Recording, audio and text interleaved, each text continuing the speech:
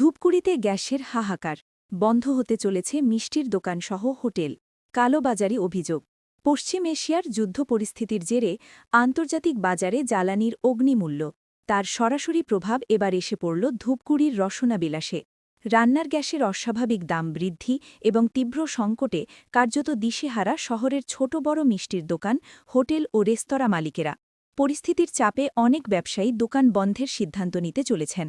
সম্প্রতি কেন্দ্রীয় তেল সংস্থাগুলি গৃহস্থালির সিলিন্ডারের দাম ৬০ টাকা বাড়িয়ে ৯২৯ টাকা করেছে। পাল্লা দিয়ে ১৯ কেজির বাণিজ্যিক সিলিন্ডারের দাম ১১৫ টাকা বেড়ে দাঁড়িয়েছে প্রায় ২০০০ টাকায়। কিন্তু অভিযোগ, এই বর্ধিত দামেও মিলছে না গ্যাস। অনলাইন বা অফলাইন সব ক্ষেত্রেই বুকিং বন্ধ। ব্যবসায়ীদের দাবি, এই সুযোগে মাথাচাড়া দিয়েছে কালোবাজারি। বাজারে বাণিজ্যিক সিলিন্ডার ৩.৫ থেকে ৪,০০০ টাকা এবং ঘরোয়া সিলিন্ডার ১,৫০০ টাকারও বেশি দামে বিক্রি হচ্ছে। এই সংকটে ধূপগুড়ির মিষ্টি ব্যবসায়ী গৌতম ঘোষ জানান, আজ কোনোমতে জোগাড় করে মিষ্টি তৈরি হলেও কাল কি হবে জানি না। ডিলারদের কাছে কোনো সদুত্তর নেই। একই হাহাকার শহরের বিখ্যাত বিরিয়ানি দোকানগুলিতেও। দাদা বৌদি বিরিয়ানির কর্ণধারের মতে, মজুদ গ্যাসে বড়জোর একদিন চলবে, তারপর দোকান বন্ধ রাখা ছাড়া উপায় নেই। শুধু ব্যবসায়ী নয়, বিপাকে সাধারণ মধ্যবিত্ত। স্থানীয় বাসিন্দা তপন রাহারায়ের কথায়, বুকিং হচ্ছে না, চড়া দামে গ্যাস কেনার ক্ষমতাও নেই, বাড়িতে উনুন জ্বলছে না। মুম্বাইয়ের মতো বড় শহরগুলিতে ইতিমধ্যেই অনেক ক্যাফে রেস্তোরাঁ বন্ধ হতে শুরু করেছে। ধূপগুড়ির খাদ্যরসিকদের পাতেও এখন অনিশ্চয়তার ছায়া। গ্যাস এক কথায় পাওয়াই যাচ্ছে না, কোনো রকম গ্যাসই পাওয়া যাচ্ছে না। আমরা দোকানদার কমার্শিয়াল গ্যাস পাচ্ছি না। আমরা আগামী দিনে হয়তো আমাদের দোকান বন্ধ রাখতে হবে এই গ্যাসের জন্য। কোনো রকম গ্যাস নাই। কমার্শিয়াল একটা গ্যাসের দাম ৪,০০০ টাকা যাচ্ছে। ১৮৫০ টাকার গ্যাস ব্ল্যাকে ৪,০০০, ৩৫০০ এরকম চাচ্ছে। তাহলে কি কালোবাজারি শুরু হয়েছে মনে করছে? প্রচণ্ড হারে কালোবাজারি হচ্ছে, যেহেতু তো ব্যবসার ক্ষতির একটা আশঙ্কা থেকে যাচ্ছে। আগামী দিনে মিষ্টির দোকান, হোটেল সব এগুলো বন্ধ হয়ে যাবে এই গ্যাসের অভাবে। বিকল্প ব্যবস্থা করি, আর করি তো পাওয়া যাচ্ছে না ঠিক আছে। ভয় টিভি, ধূপগুড়ি। জনস্বাস্থ্য কারিগরি দপ্তরের পাইপ বসানো হলেও শুরু হয়নি জল সরবরাহ। বাড়ি বাড়ি বসানো হয়নি ট্যাপকল। গরম পড়তেই জলের সমস্যা দেখা দিয়েছে। পরিশ্রুত পানীয় জলের দাবিতে বালতি ও কলসি নিয়ে রাস্তায় নেমে বিক্ষোভ বাসিন্দাদের। বৃহস্পতিবার সকালে হরিশ্চন্দ্রপুর ২ ব্লকের সুলতাননগর গ্রাম পঞ্চায়েতের কুশল গ্রামের মহিলা ও পুরুষ বিক্ষোভে সামিল হন। ভোটের আগে জলের সমস্যা সমাধান না হলে ভোট বয়কটের হুঁশিয়ারি দিয়েছেন তারা। স্থানীয় সূত্রে জানা গিয়েছে, বহুদিন আগে গ্রামে পাইপ বসানো হয়েছে। রাধিকাপুর পিআইচি প্রকল্প থেকে জল সরবরাহ করার কথা। বাড়ি বাড়ি বসানো হয়নি ট্যাপকল। পরিশ্রুত পানীয় জল থেকে বঞ্চিত গোটা গ্রাম।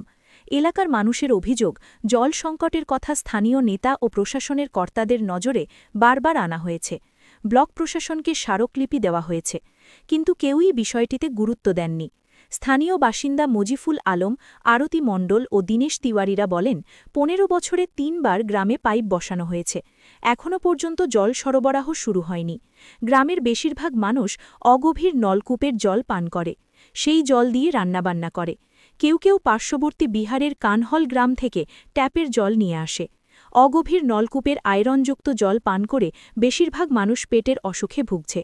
৬ মাস আগে সুলতাননগর গ্রাম পঞ্চায়েত থেকে ১.৫ লক্ষ টাকা ব্যয়ে কুশল শিবমন্দির প্রাঙ্গণে একটি সাবমার্সেবল পাম্প বসানো হলেও ফিল্টার লাগানো হয়নি, সেটি পড়ে রয়েছে।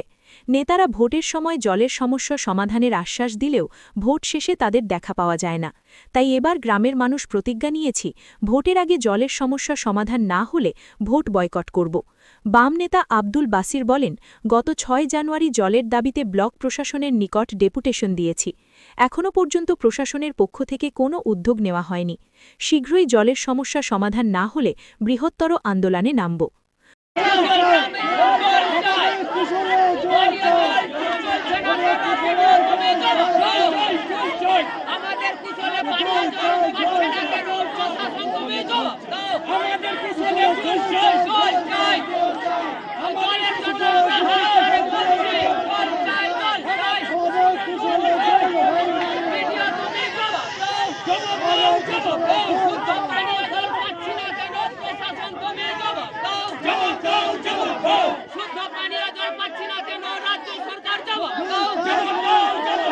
আমরা জনগণ জয় জয় জয় জয় জয় জয় গ্রামবাসী জনগণ